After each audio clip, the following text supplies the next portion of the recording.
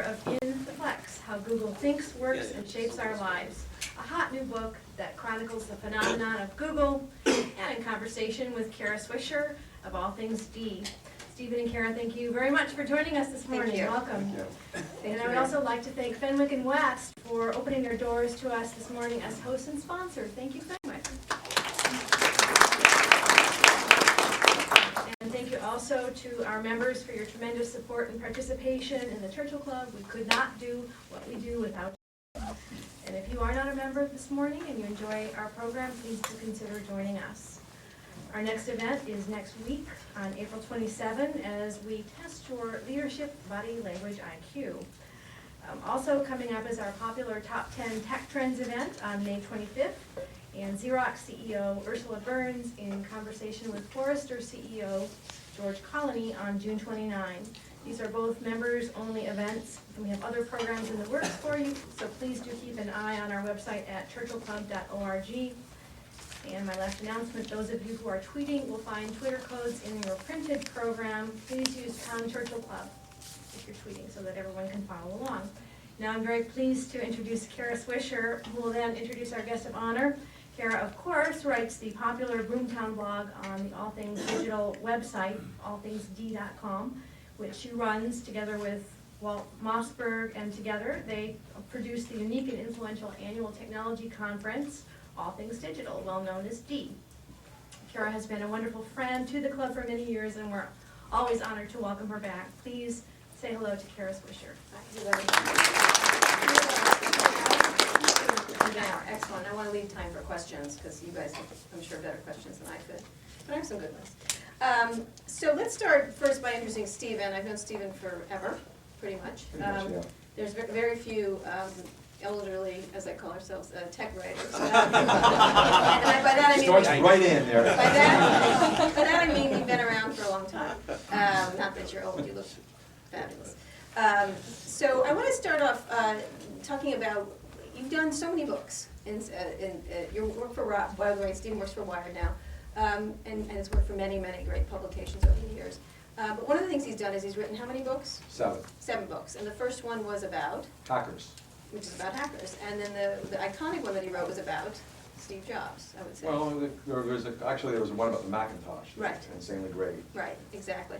And so what Google's been around for a while and it has been really important. What was the impetus for writing the book? So I always thought that Google was a pretty fascinating company. And I've been clued on to them pretty early on.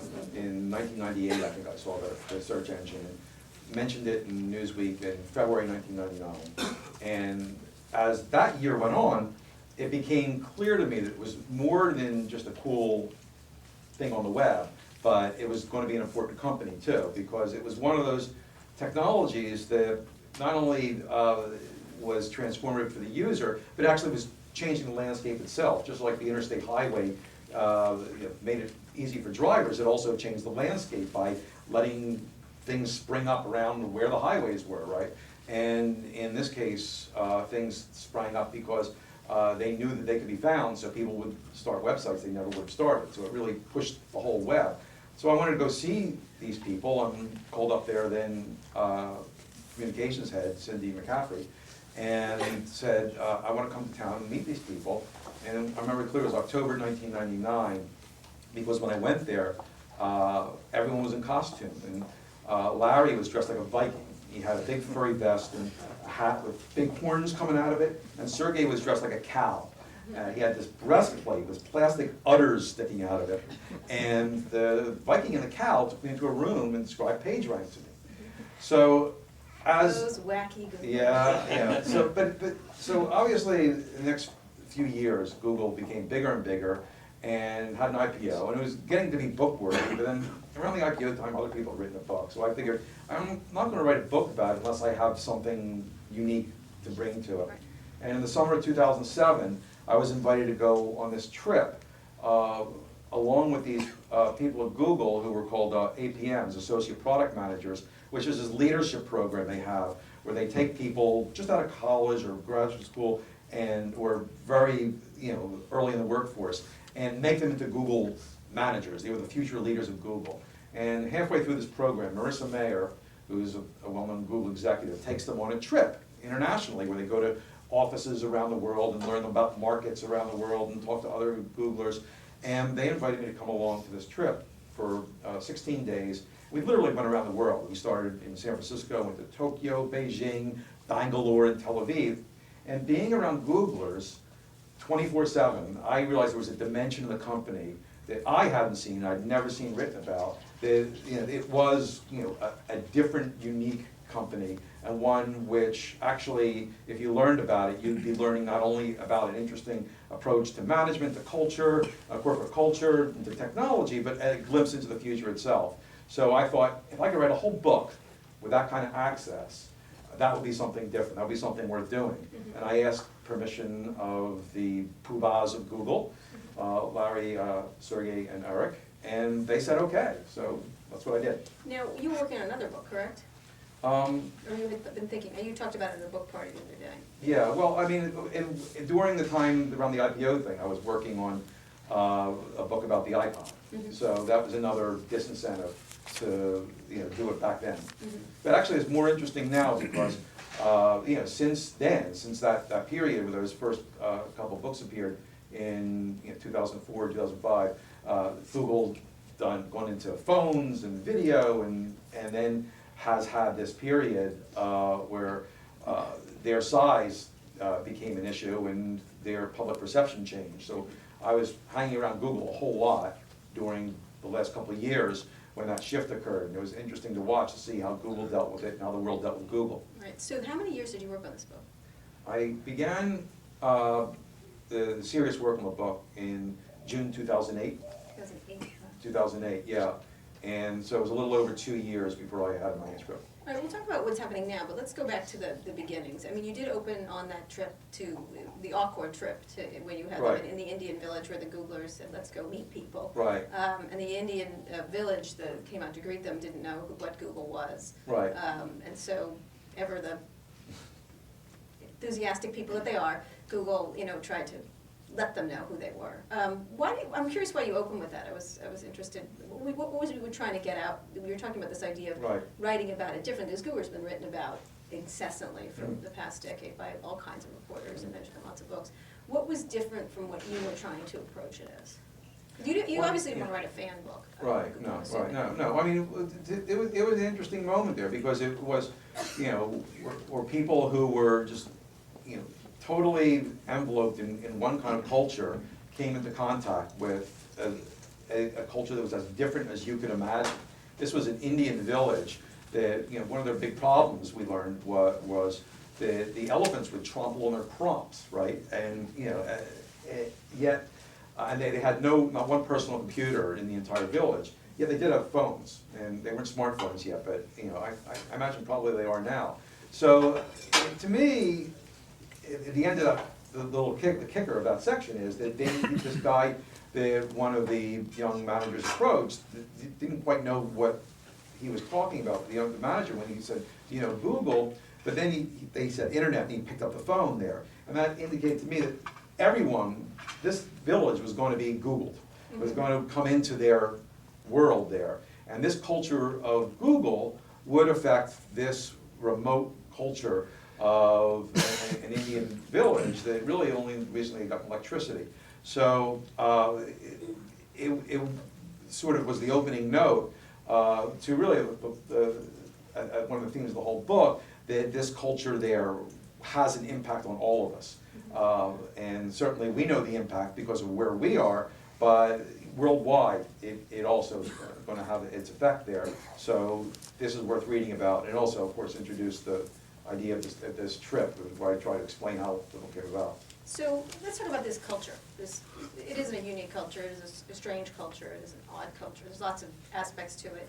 How do you, despite the costumes, which I think is just for show, what do you think is different about it, and how in Silicon Valley? Because there's been all kinds of odd cultures and odd companies in Silicon Valley, and they try to de-whack, over-whacky each other, kind of thing. What is different from this group, would you say, in the initial stages of when it was created? Well, you hear a lot of idealistic statements from very early stage companies there.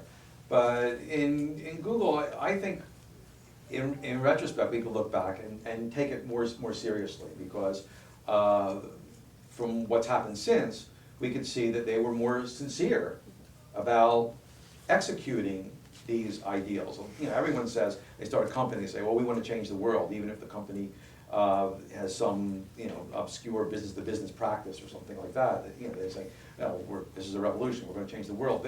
But in this case, first of all, they had a technology which was, you know, very perceptibly impactable. I mean, you could see that, you know, how powerful it was just by typing something in the search engine and getting it. But they were also stating pretty broadly a couple of ideals. One of them was, you know, Larry Page in particular says, you know, I'm doing this because I want to benefit the world. Technology can benefit the world. He's very big on ambition and very disappointed that more people aren't more ambitious, because he believes, and I think there's something to this, that we're at a point in history where technology makes possible things that previously were thought of ridiculous and impossible, really. And he is disappointed that people don't get that more. Why don't people push harder on the impossible? Because this amazing platform of technology makes things that we are conditioned to think is impossible actually possible. So, and this is, you can point to different things that Google's done throughout history, which shows that, you know, where he attempts to do these things, these moonshots and things like that.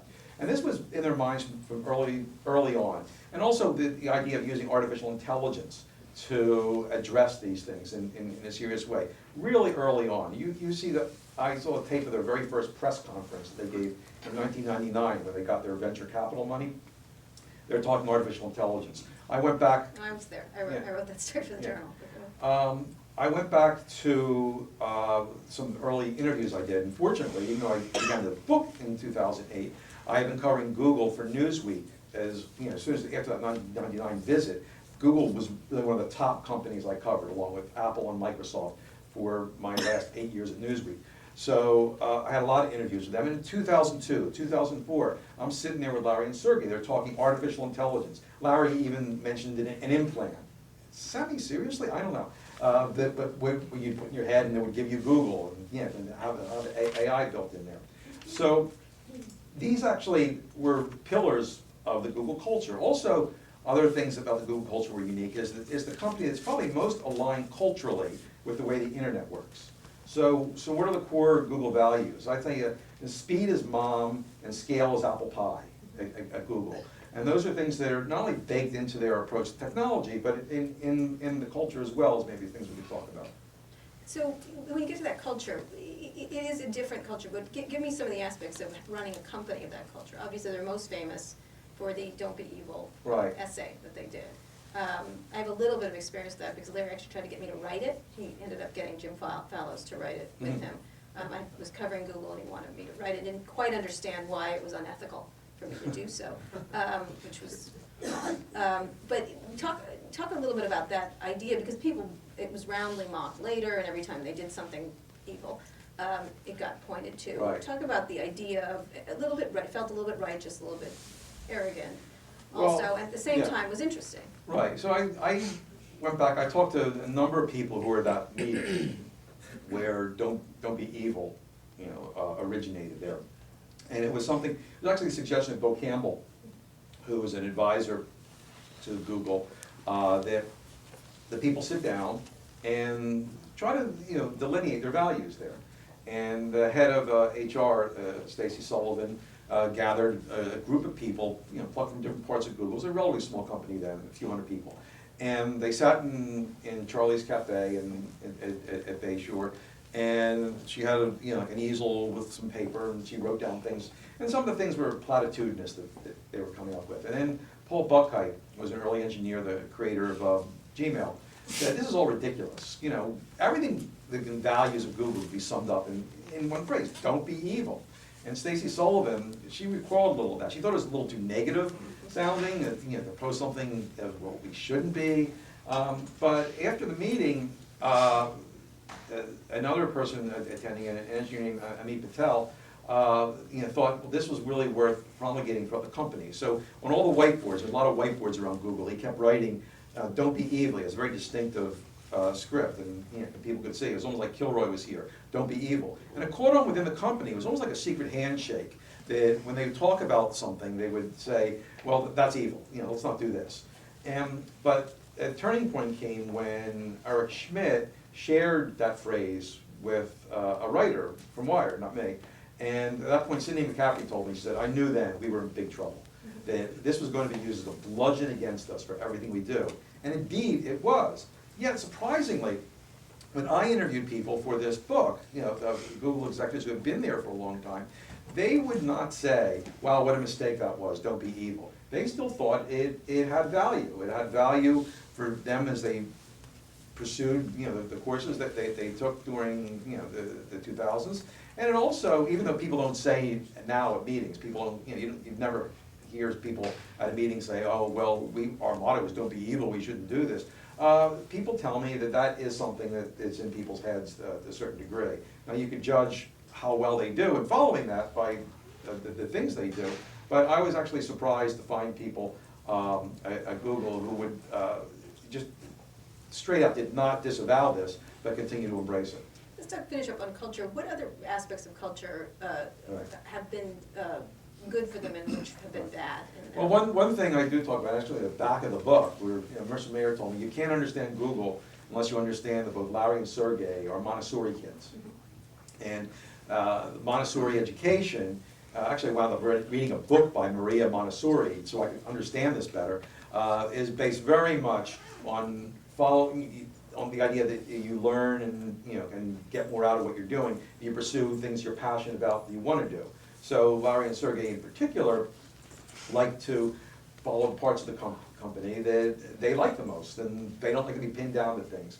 And I think that's reflected in Google culture. You have this 20%, in theory, scheme where you can spend one day a week doing something that no one gave you permission to do, you can just do. But more also just the way the engineers can, in a project, can, do what they think is the interesting thing. The product manager can't tell them what to do. And there is this creative disorganization, which Google consciously embraces, that I think springs from that Montessori principle there.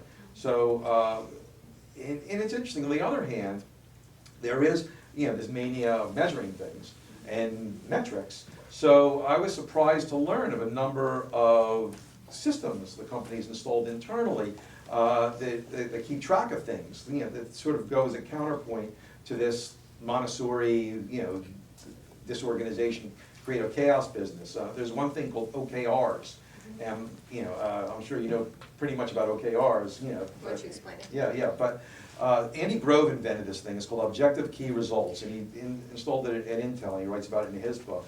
But when John Doerr introduced it to Google, they went crazy on it. And that's basically, you set your objectives and in a measurable way, and you do it by quarter, you do it by year, and Google has this all documented. It's on everyone's profile in the internal website. You can look at everyone else's OKRs, and you see how well you do. Did I meet my OKR this quarter?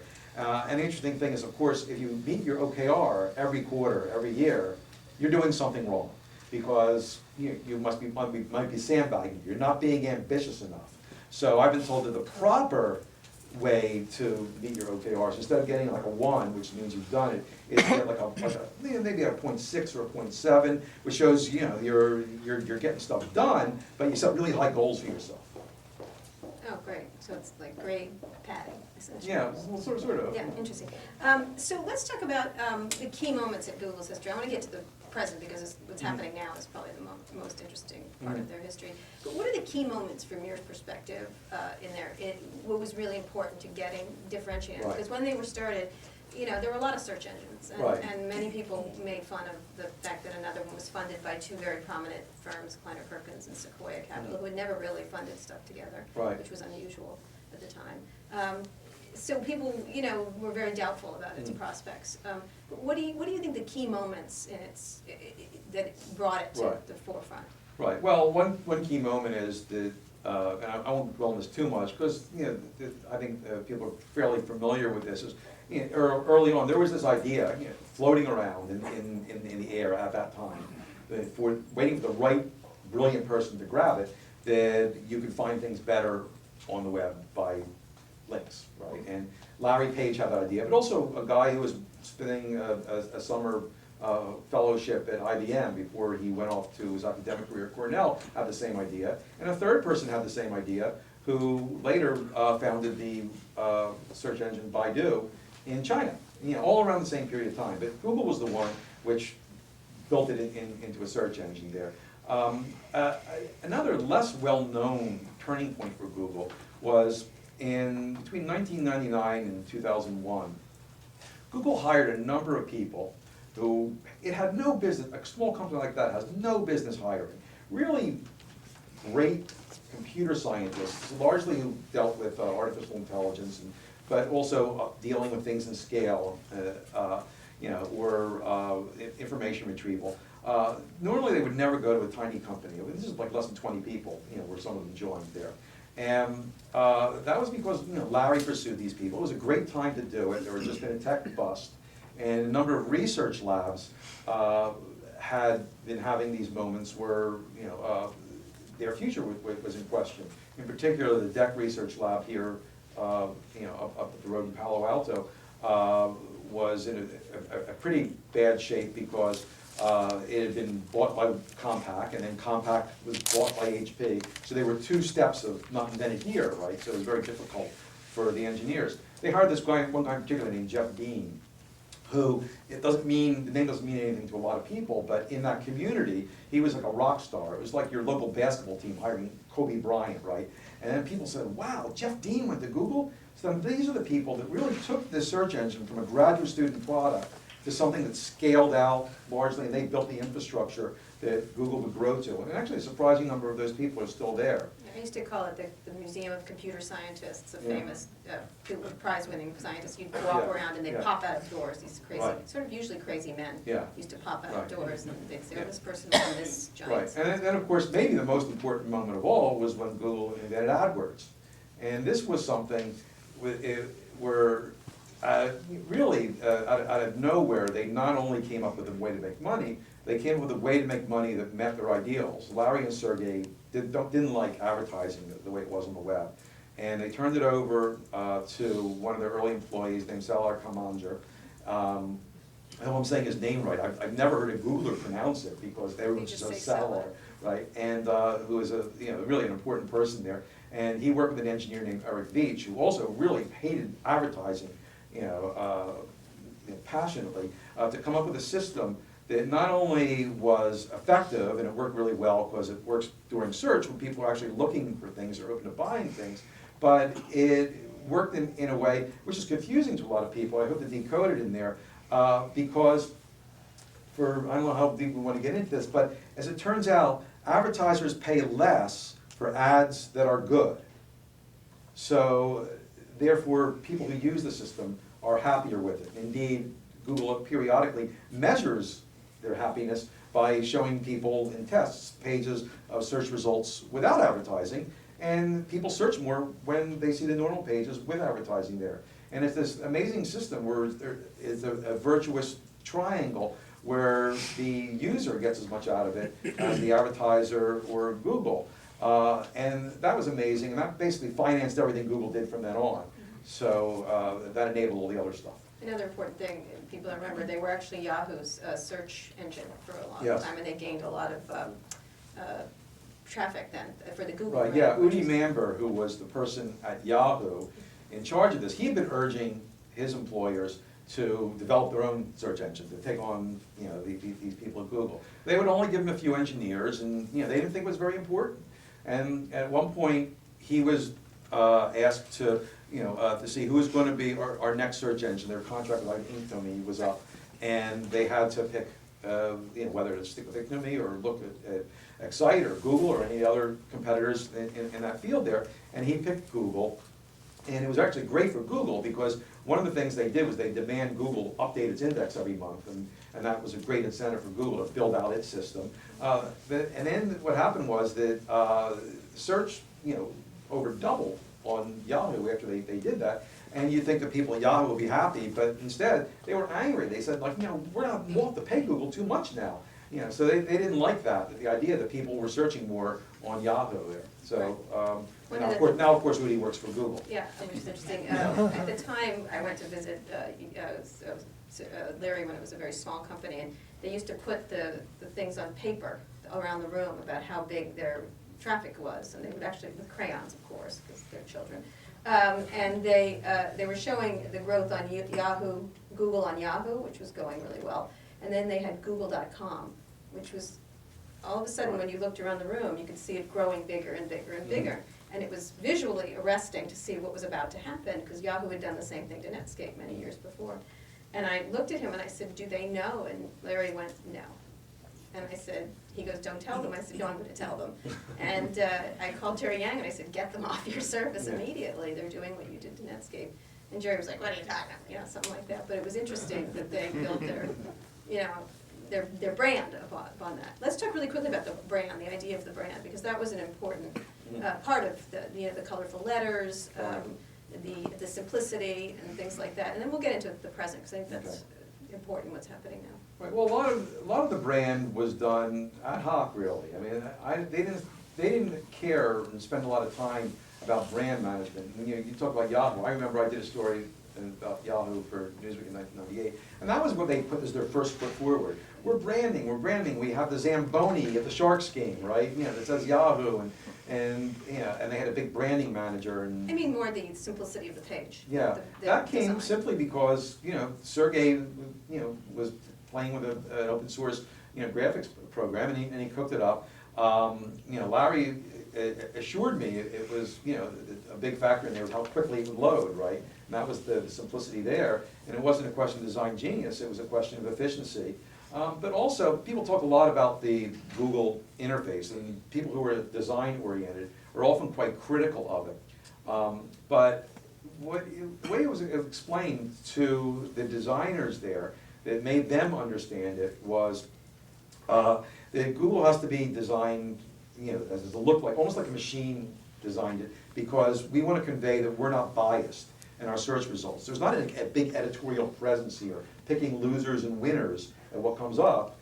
It's our algorithms there. So they want that implicit message to come through. I don't think that was something they thought of early on when they first designed it. But later on, as the temptation came up to make it full of swooshes and filigrees and animations and things like that. Although they do that now a lot. Well, yeah, a little more, but still, every so often some designer will, like stomp off and say like, I can't work at this place. They don't like artists, and this is Google's explanation. Interesting. So let's talk a little bit about, one more question about the past. What's the most surprising thing that you found out that happened, that hadn't been written about? To you, what was the most surprising for you as an author? Well, I guess to me, and this is a whole lot of other things, that in this category, was the China stuff.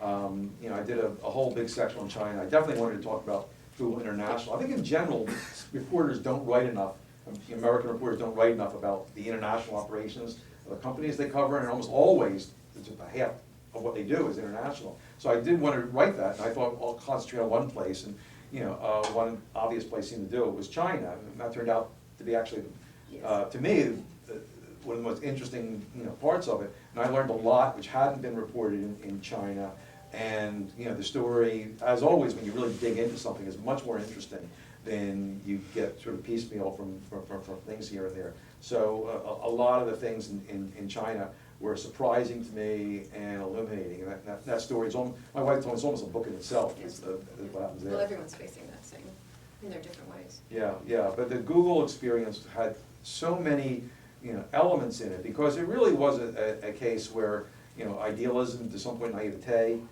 came into contact with. You didn't say evil, right? And evil, and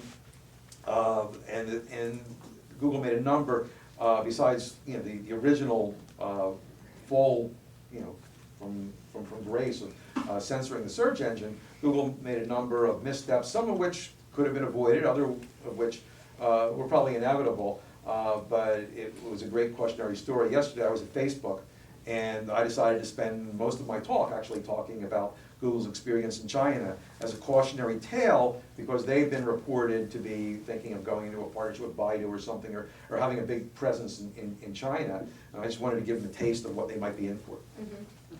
I suspect they're not as idealistic, perhaps. Maybe not. Yeah. I'm pretty sure of it, I'm pretty sure of it. So in terms of today, let's talk about today. China was a stumble for them in a lot of ways. It was difficult. It was a difficult time internally at the company. And Right, I'd like to say, I do admire their resolution of it, that they did pull out there. And, you know, to be honest, was disappointed with Microsoft's response when Google pulled out. I thought it was a really easy shot for Microsoft to say at that point, you know, we understand why Google left, because we struggle with these issues every day. That's what I would have said if I were. Yeah, because Yeah, Microsoft's so well known for Instead- not taking easy shots. Instead, well, you know, Microsoft, I mean, easy shot to stay above the fray. Yeah. Instead, they took a shot. They said, you know, well, that just shows those people at Google, we're a good company because we respect the laws of China, right? And I thought, whoa, you know, I had sat in this hearing, congressional hearing in 2006, and this was the one where representatives from Google, Yahoo, Microsoft, and Cisco had to stand up there and with their hands up like they were tobacco executives or mobsters, and listen to Tom Lantos, the only congressional, you know, representative who had ever been a Holocaust survivor, you know, evoke the example of IBM and the Holocaust to them and ask each one of you, are you ashamed, are you ashamed? And, you know, after that, somehow using as a defense that we respect the laws of a dictatorship doesn't seem like a great explanation for what you do. Right, and there, all those companies are in China, Yeah. just, you know, they continue to be. That was the one where Jerry Yang got particularly pilloried for. Yeah, Yahoo, yeah, of course, it wasn't Yang himself who No. stood up there, but. Yeah, so, he did later, he was later, yes, he was in it, yeah, it was Right. not pretty. Yeah. So let's talk about today. Okay. Much more difficult situation for Google. Every tech company hits this moment. I think it's fair to say Google has hit its moment. Right. Well, you have to be pretty successful to hit this. Oh, point. no, That's- no, that's- they're very, yeah, it's yeah. not, so is Microsoft, very Yeah. successful. I think most people Yeah. think they have some issues. Right. You know, they're in a deeper, longer term Right. problem with it. So it's not unusual for this to happen, but what do you think the key issues facing Google right now are? So there's a number of them. One is that it's a company that really thrives on nimbleness and this kind of disorganization, yet it's a huge company. And Google's constantly struggling with its willful non-acceptance of its size, right? So there's a lot of really smart people at Google, but in a sense, their future depends on their ability to defy gravity and not be pulled down by their size and bureaucracy that inevitably creeps in there.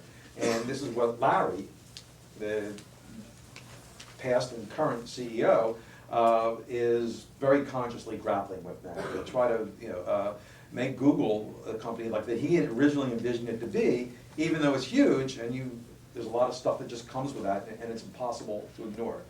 The other threat, as you know, we all know, of course, is that there is this social networking thing Yeah, I've going heard on of there. it, yeah. Yeah, and Google is somewhat of a Facebook panic now, and I think that the reason is, and you know, it makes sense, that Facebook has all this information. People choose to share with Facebook a lot of information about their interests and who their contacts are and what they're doing, and this is information that Google doesn't have access to. And the more this information grows that Google doesn't have access to, the less able Google is to deliver the information to its users, and you know, from search and from other things as well. So Google's, you know, very, very concerned about that and is mobilizing, you know, quite a lot.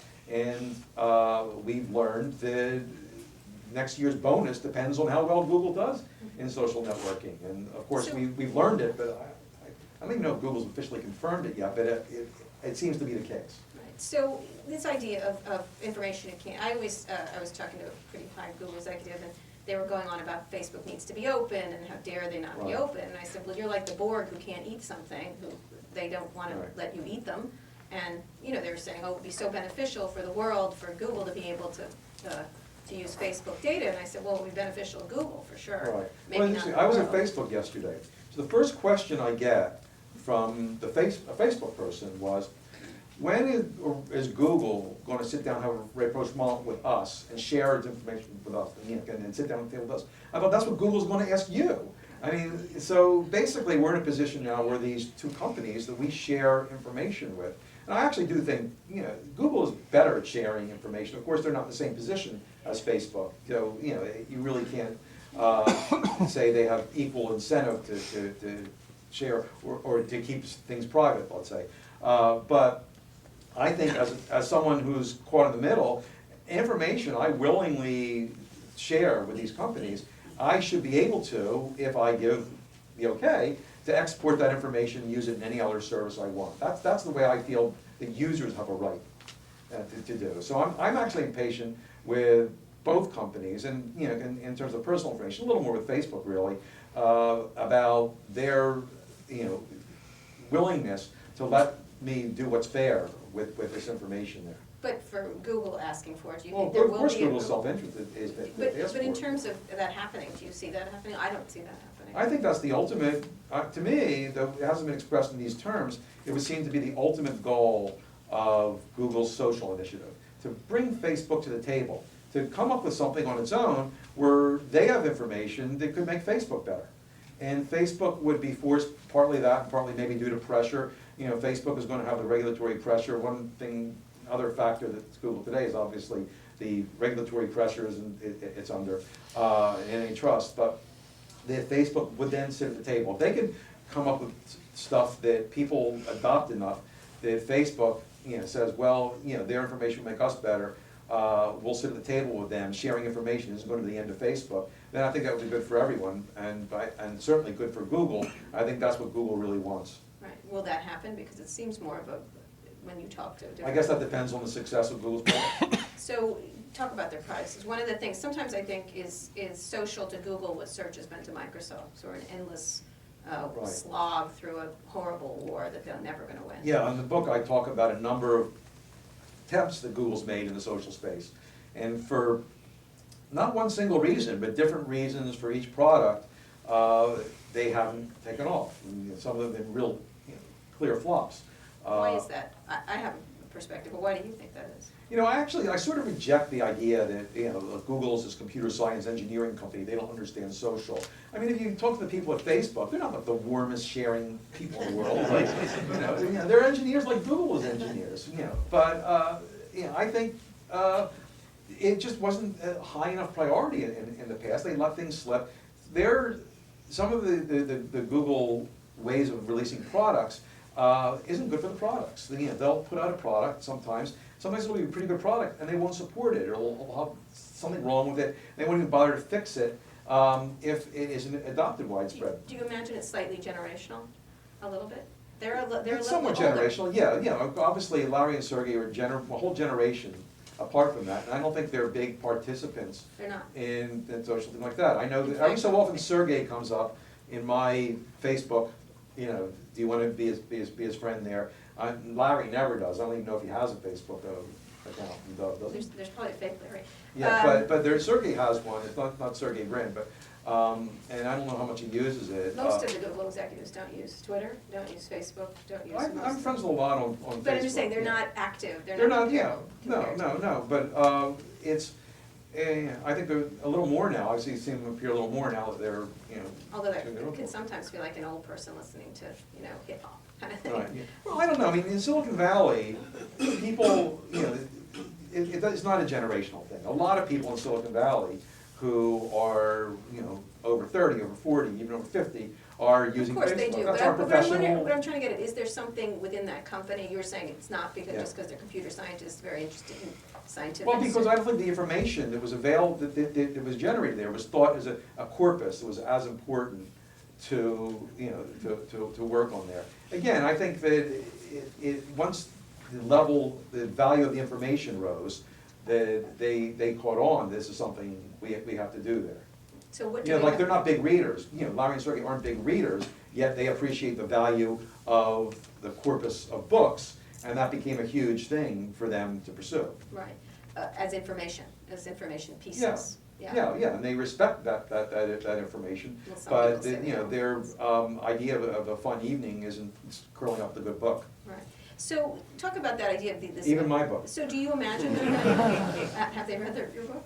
Sergey, I ran into Sergey like last weekend. He apologized for not reading it yet, so I guess that implies he might read it. He asked me what I was doing. He said, "Why don't you just release this a chapter at a time on the internet?" You'll definitely rip it apart and have it in a Google system at some Yeah. point. I suppose it's the one.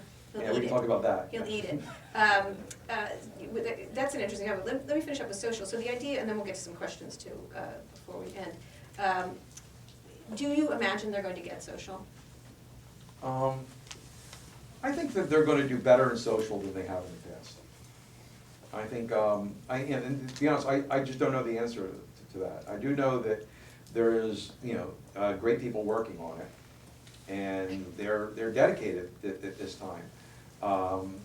But there's zillions of factors that are going to determine this.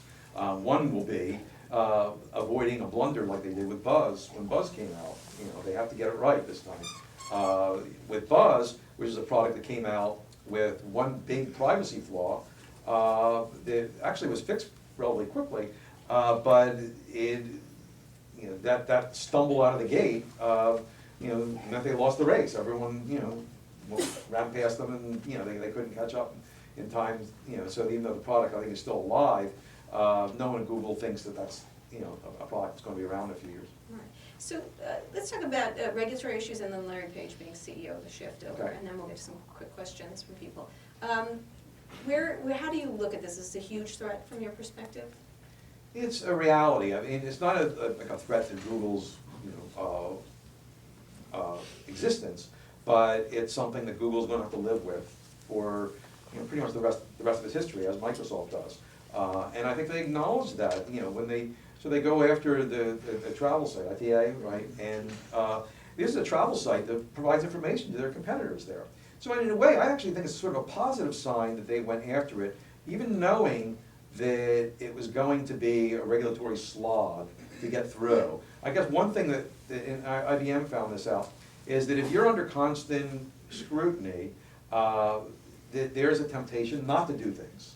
And even if they would help your company there. So in some cases, you give up things. Actually, one reason why Google didn't buy Skype was because the product manager who sabotaged the deal, it was actually the crusade of one person that last minute sabotaged that purchase. And one reason was that he was working on a product which would be integrated with Skype, and he didn't want the whole project stalled for another year while they went through the regulatory regimen there.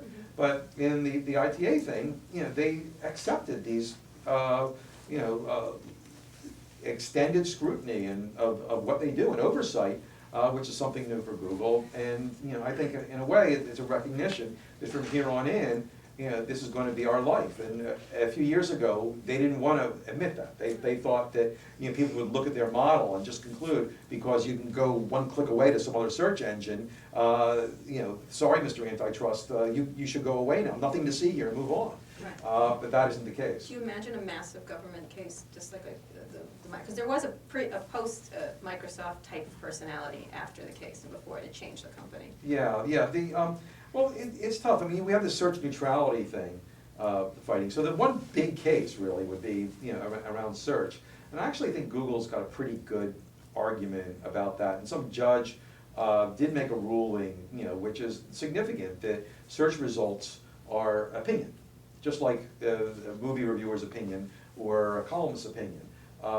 And if that holds, if that holds up, it's really difficult, I think, to overturn Google on that very core issue of search. Yet every single acquisition they make going forward is going to have the same kind of scrutiny there. What can't they buy?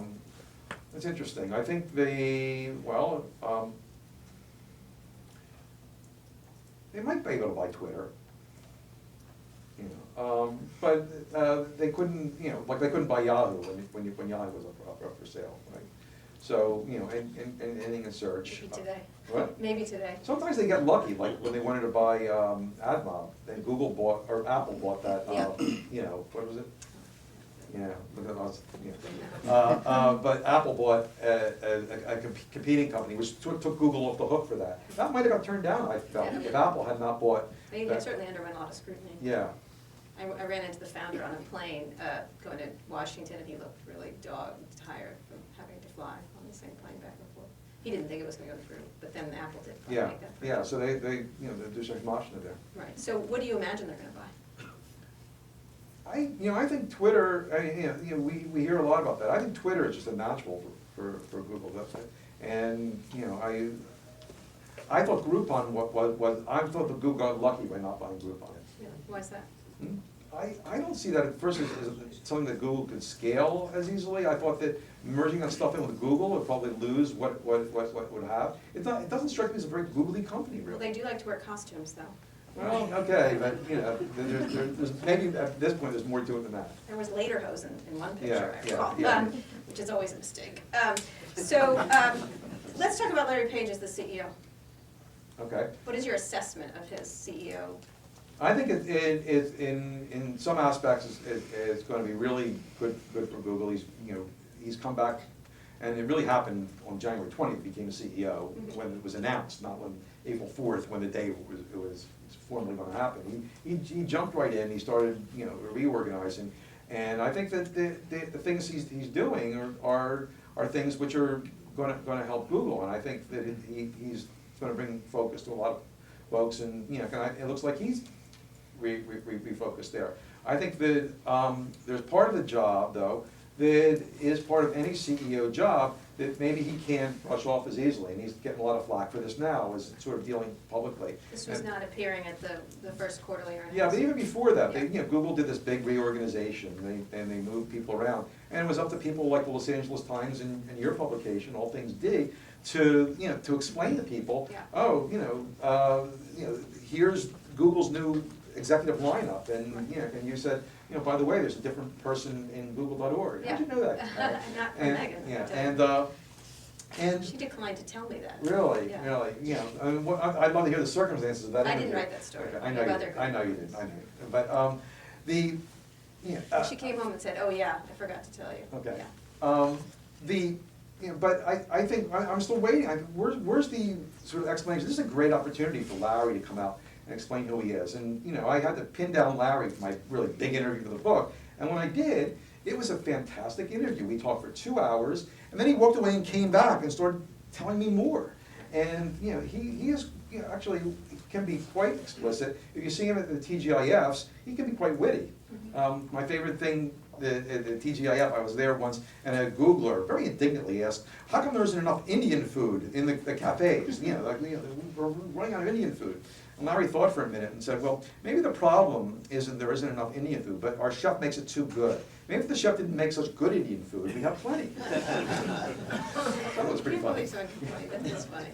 But you imagine. So I think that he has to, Google's perception is a product. He's very product focused, and I think Google's perception is a product which is really important. We talked about the regulatory thing, and to the degree that the people feel comfortable with Google as a company and Google's transparency, I think that would pay off very much in Washington. Because for better or worse, the CEO is often the focus of Right, but also image. Google, and it would pay off for Google. I think he would do Google a favor by being more open, even though it's not his favorite thing. Do you imagine he will? Because I think he has probably the lowest EQ level of any executive that I know.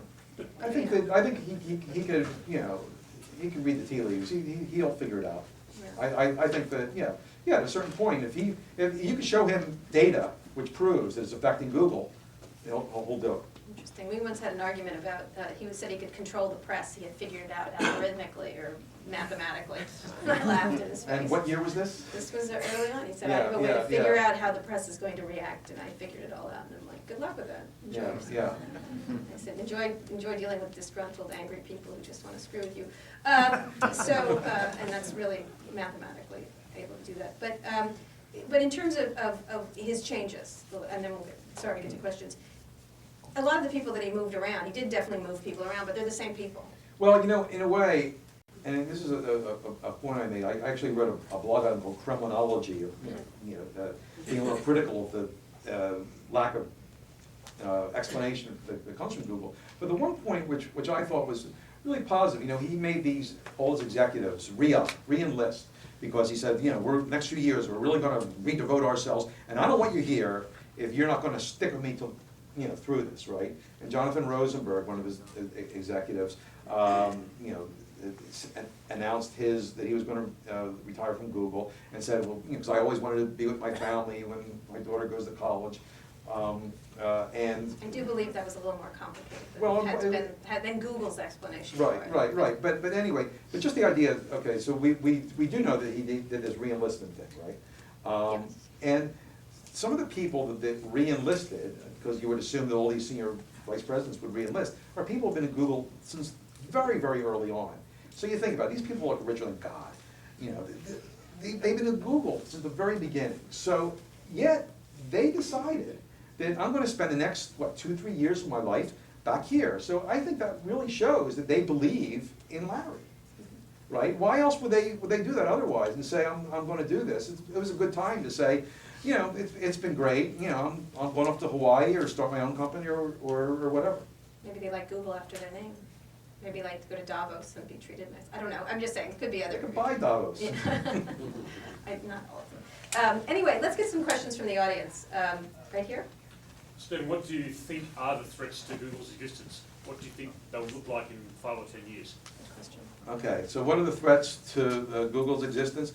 Really, when companies like this get unhinged, it's when the next paradigm comes up, right?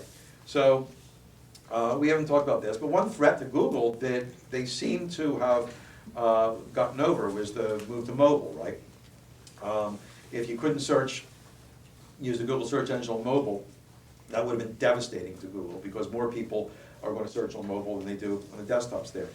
So that's really the big threat. Whether it could be social, I'm not quite sure if social is such a huge paradigm that could unhinge Google, but even if it's not social, the next thing down the road, Google has to own in order to keep going and do what it does.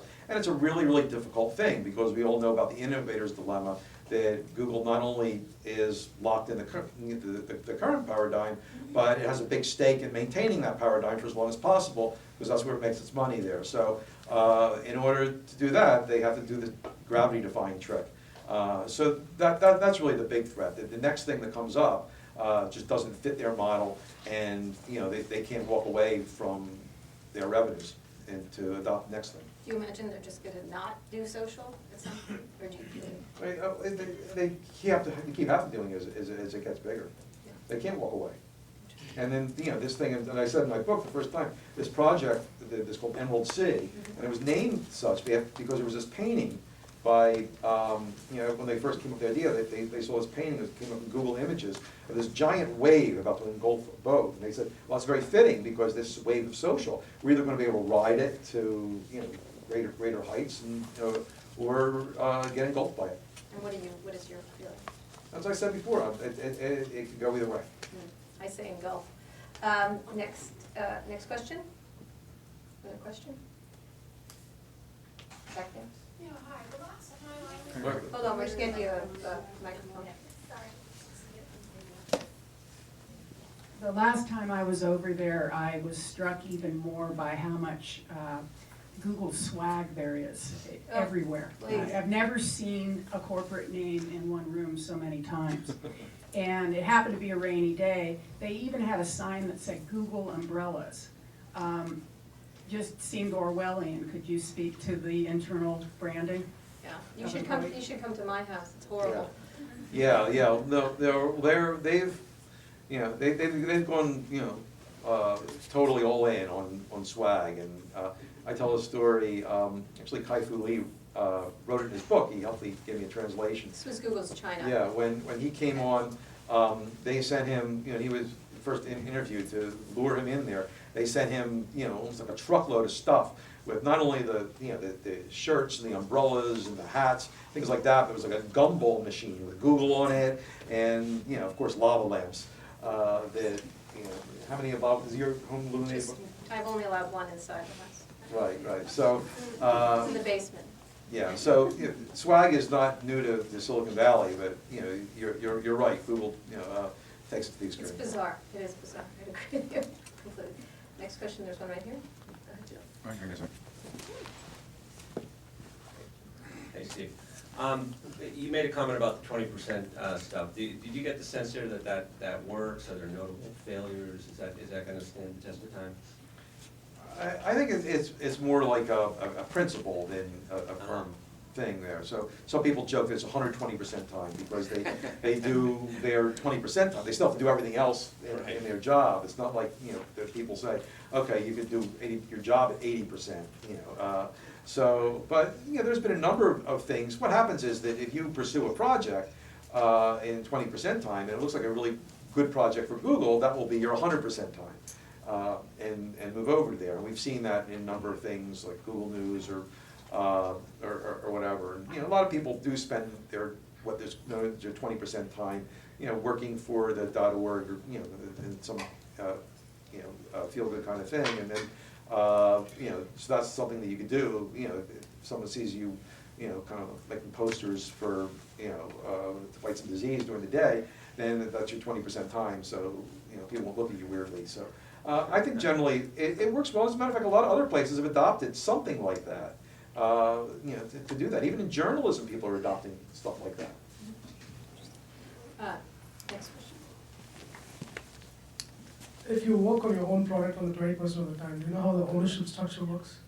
I don't understand. Do you work The ownership structure. Ownership structure? of your product? Yeah, of your own product, yeah, on 20% of the time. Let's say I work on your own product on 20% of my time. Uh-huh. How does the ownership Oh, work? no, it's Google's. That's that's not your private thing, and like you go home and do it. I guess if you go home and did it, then maybe you can, I don't know how your contract reads on that, but this is working for Google. It's like saying, that you get 1 day a week that you're working on a product that you choose, but it's not your, it's not like you're not working. You're still working for Google, and that'll be a product that if it turns out something, it will be a Google product. You get Would you do personal 100%? satisfaction to Yeah. doing it for Google. Well, you work there. You develop a product that belongs to Google. Right, right here and then right here. I kind of want to bring back to about China. As China's growing tremendously within the next 20 years, how do you think Google's going to have to deal with that situation? I mean, it's inevitable they Right. have to come back in. Right.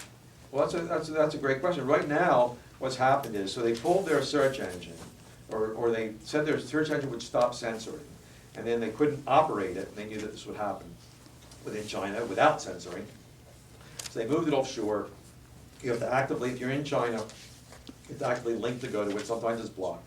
Without this, the search engine is really the heart of Google. So without that, it's difficult to keep all the other products going well. And as what we've seen now, China is just getting, just increasingly, sniping more and more about Google. They recently put out a thing that in the official, Chinese newspaper that compared to the East India Company, and so I think that Google enters China again when if China, allows search engines to stop censoring, or maybe in 10 years, the environment will be such that people just don't care anymore, or maybe the current leaders of Google don't care anymore, and they go back, Sergey will be gone maybe in 10 years, and then they go back and say, well, we tried everyone else's censoring, what difference would it make, with us? I don't know. But clearly right now, the prospects don't look good for a bigger Google presence in China.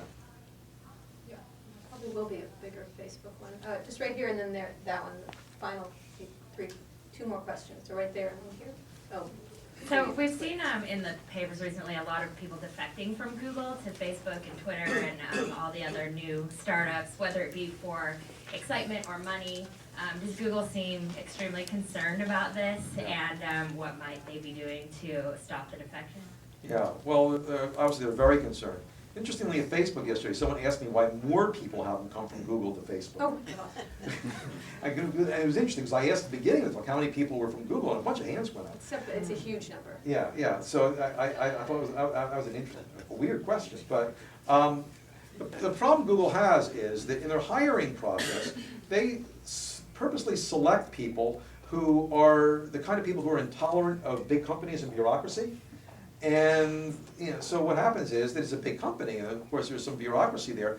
And when these people, get frustrated, they wanna go to a smaller company or a startup or something like that. So Google, has been, we've heard about these big bonuses they're giving, and clearly, one reason for their big operating expenses has been all this employee retention stuff. They gave everyone a raise. And so it's a very big concern. Now, obviously, Microsoft still gets great resumes and things like that, but Google wants not resumes of the edgiest people, the risk takers there. So that's a continuing problem for them. What they have to do is convince those kind of people that they can, take their risks there, and it could be, an adventure where they can make their dreams happen there. So, maybe, Larry can talk to them one-on-one and convince them on that. Yeah, there's so much funding right now, two last very quick questions. There's so much funding now, it's kind of hard to compete, it really is. Yeah, if you want to start a company, there's really no disincentive for people, a young person now to start a company. I just spent a lot of time with Y Combinator, and, the valuations they're getting, are huge, they're ridiculous. Yeah, I always say there's not enough rat holes to shove all the VC money down in Silicon Valley. Anyway, go ahead. Is there anything about Google itself and its culture that kind of makes the next big thing more of a threat to it than to say to Yahoo or to Microsoft? Anything?